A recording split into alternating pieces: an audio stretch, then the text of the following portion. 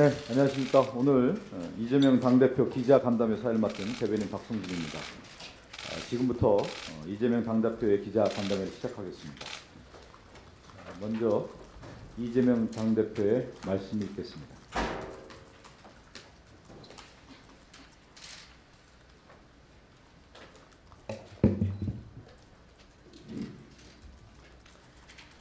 네, 우리 언론인 여러분들, 제가 공개석상 외에서는 별로 말을 안 하다 보니까 자꾸 마이크 들고 쫓아다니느라고 많이 힘드시죠.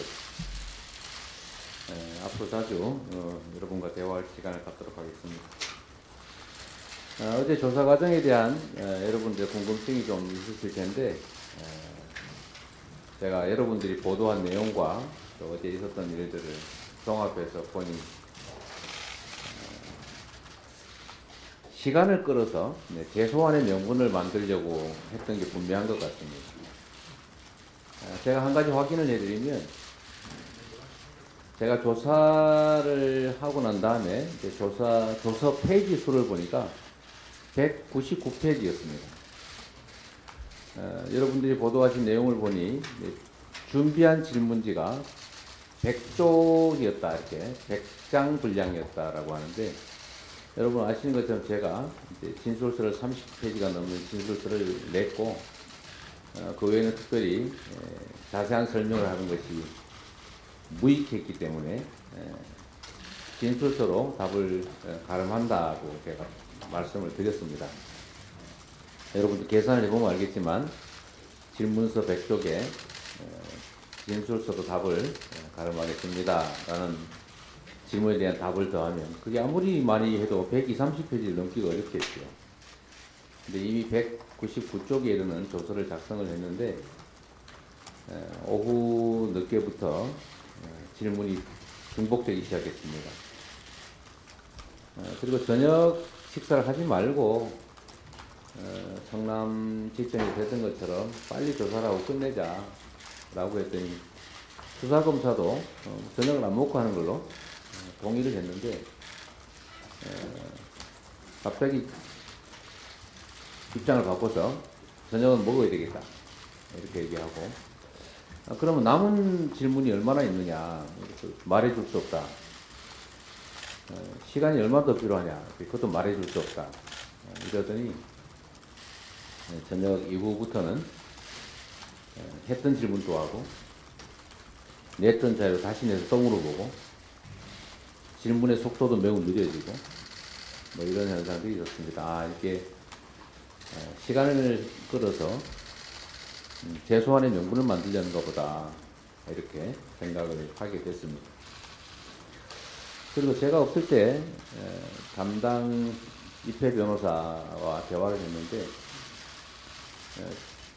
추가 소환을 하겠다고 해서 얼마의 시간이 더 필요하냐 물어봤더니 가르쳐줄 수 없다 이렇게 말했다고 합니다. 본래 여러분 아시다시피 예정 조사 시간이 얼마 정도다 이렇게 되게 알려줍니다. 근데 이 저에 관한 사건에 대해서는 저에게도 남은 신문 분량, 소요 시간 이런 걸 계속 알려주지 않고 있었던 걸로 보면 추가 소환에 목표를 두고 사실상 충분히 신문을 완료할 수 있음에도 불구하고 시간을 일부러 끌어서 추가 소환이 필요하다는 명분을 만들었던 것으로 판단이 됩니다.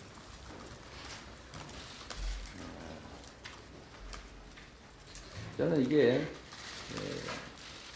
검찰권 남용의 대표적 사례라고 생각합니다. 소환을 하는 목적이 진실을 규명해서 어떤 결론을 내려는 게 아니라 결론을 내놓고 시간을 끌고 그 결론에 짜맞추기 위해서 사건 내용을 왜곡하고, 그리고 수사 자체가 아니라 모욕을 주기 위한, 또 국민적 의구심을 만들어내기 위한 정치 행위를 한 것이다. 검찰의 정치적 중립 의무를 완벽하게 어긴 것이다. 이렇게 생각합니다. 하게 됐습니다.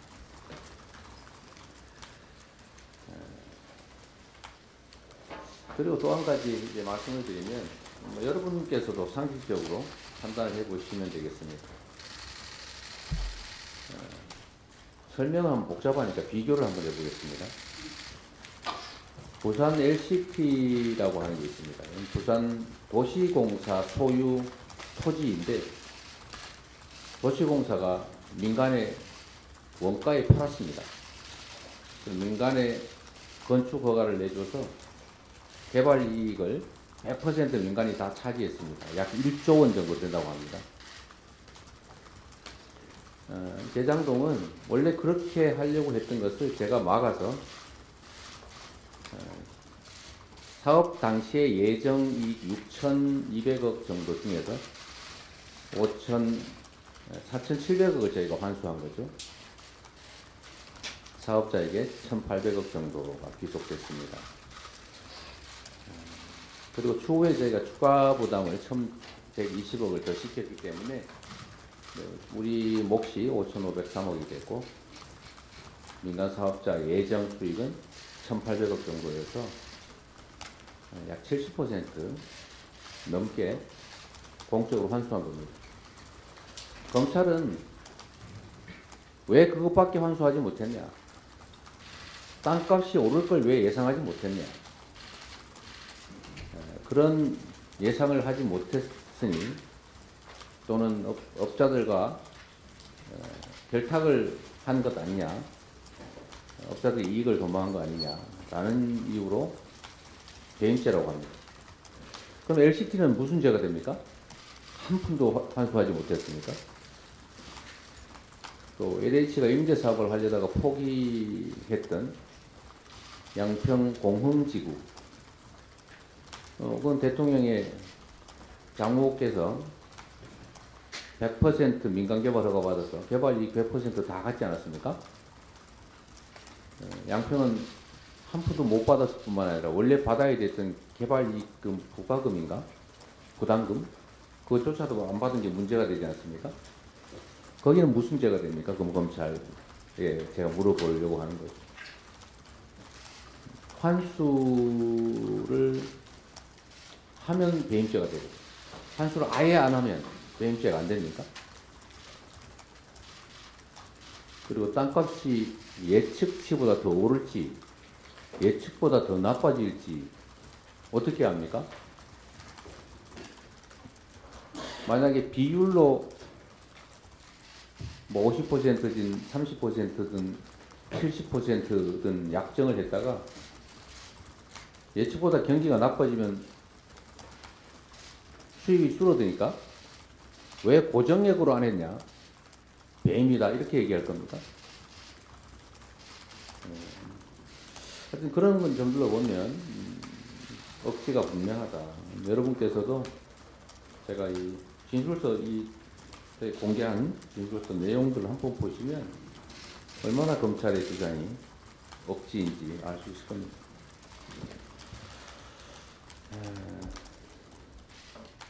저는 지금 우리 대한민국이 검사의 나라로 바뀌어가고 있다고 생각합니다. 국민의 나라에서 검사를 위한, 검사에 의한 검사의 나라가 되어가고 있다. 한때 우리가 군사정권 또는 군사 독재정권이라고 불리는 이 독재 권력으로부터 엄청난 억압과 인권 침해를 당했는데 지금은 검사정권, 검사 독재정권이 탄생하고 있는 과정 같습니다. 국가 주요 요직에 검사들이 대거 배치되고 있습니다. 마치 군사정권 시대에 유신 사무관들이 국가 주요 부서에 배치됐던 것을 상기시킵니다. 아마 총선에도 검사 출신들이 대거 진출하게 될 것 같습니다. 군사정권 시대에 군인들이 대거 정치에 참여했던 것을 연상시킵니다.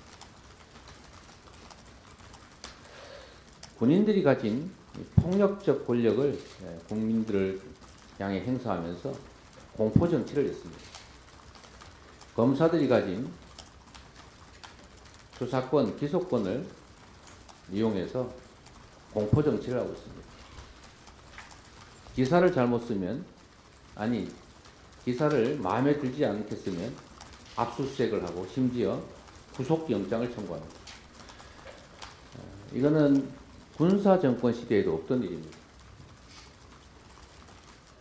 군사정권 시대에도 최소한의 균형을 맞추려고 노력은 신용을 냈습니다. 그러나 검사 독재 정권에서는 그런 최소한의 배려나 고려도 하지 않습니다.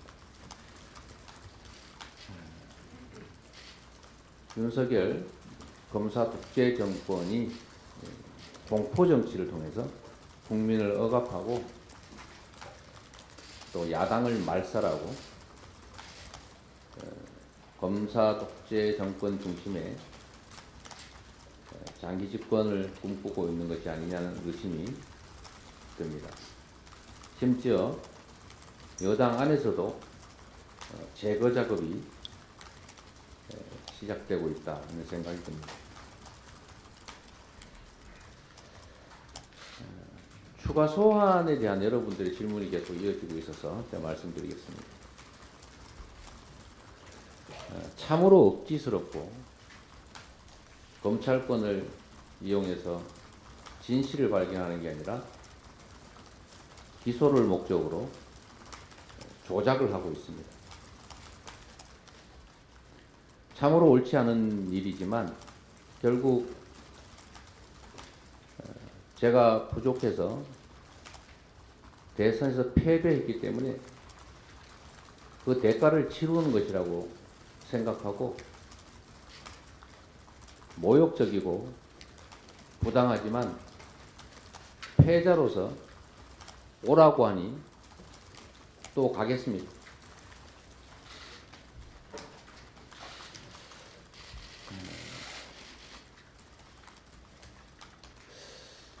저의 부족함으로 선거에서 패배했고 그 패배로 인해서 우리 사회 각 분야가 퇴보하고 우리 국민들께서 겪는 고통이 너무 큽니다. 우리 국민들께서 겪는 고통이나 또 우리 사회가 과거로 퇴보하면서 이 받게 되는 엄청난 피해에 비한다면 제가 승자의 발길질을 당하고 또 밟힌다 한들 우리 그 국민들의 고통에 비교하겠습니까?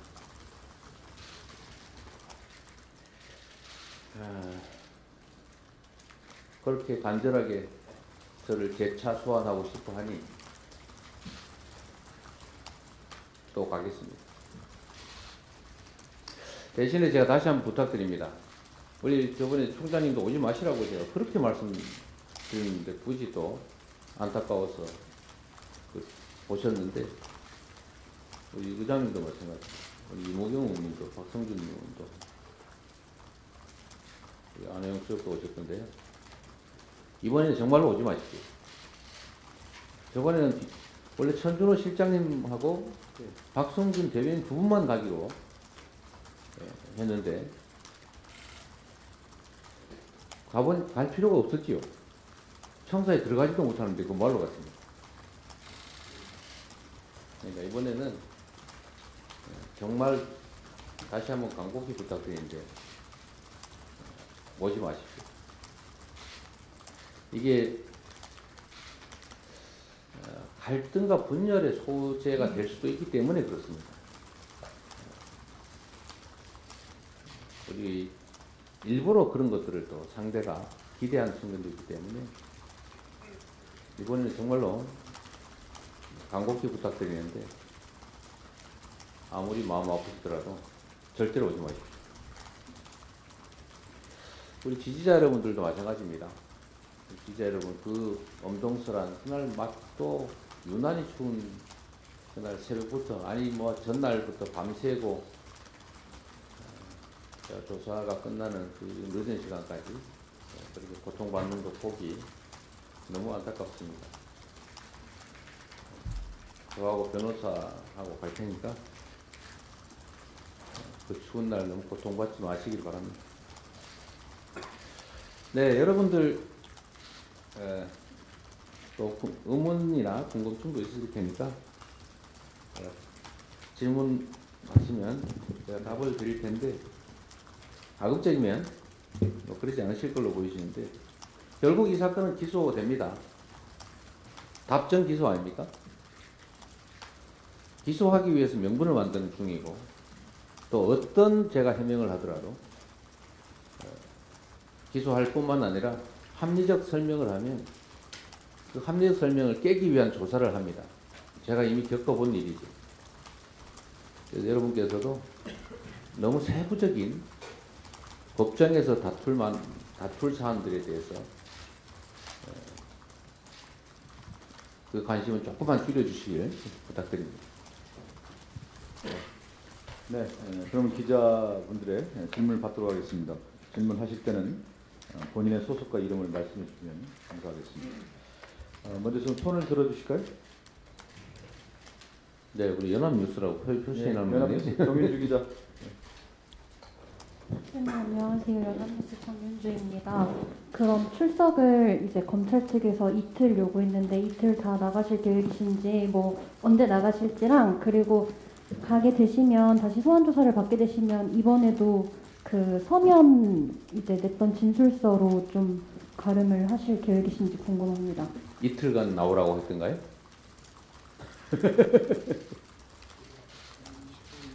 29일이나 3일 중에 하루라는 얘기 아니었어요?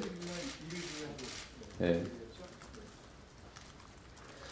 하여튼 그 출석 일시는 제가 전에도 말씀드렸지만 뭐 수사 준칙인가 거기도 있지 않습니까? 피의자와 협의라고. 저도 노는 사람이 아니고 당무와 또 국정의 나름의 역할도 있고 또 미리 정해놓은 일도 있고 이 수사라고 하는 게 오늘 내일 안 하면 내일 모레 안 하면 무슨 큰일이 나는 것도 아니고 그렇기 때문에 변호인과 일정을 좀 협의하도록 하겠습니다. 그리고 가급적 전에 말씀드린 것처럼 주중에는 좀 일을 할 수 있게 좀 주말을 활용하면 좋겠다는 생각이 들고요. 변호인과 협의를 해보도록 하겠습니다. 그리고 이 사건에 대해서는 이미 충분히 제가 드릴 말씀을 다 드렸습니다. 여러분 보신 것처럼 이 안에 있지 않습니까? 이 안에 있으니까 여러분도 충분히 이해하는 것처럼 또 검찰은 검찰대로 증거로 이 사건에 접근하면 되지 저를 괴롭혀가지고 저를 압박해서 제가 말하는 것 외로는 입증을 할 수 없는 상황이라면 그것도 문제 아닙니까?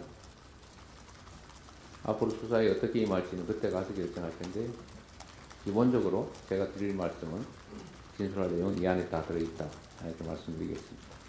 네, 다음 질문 받겠습니다.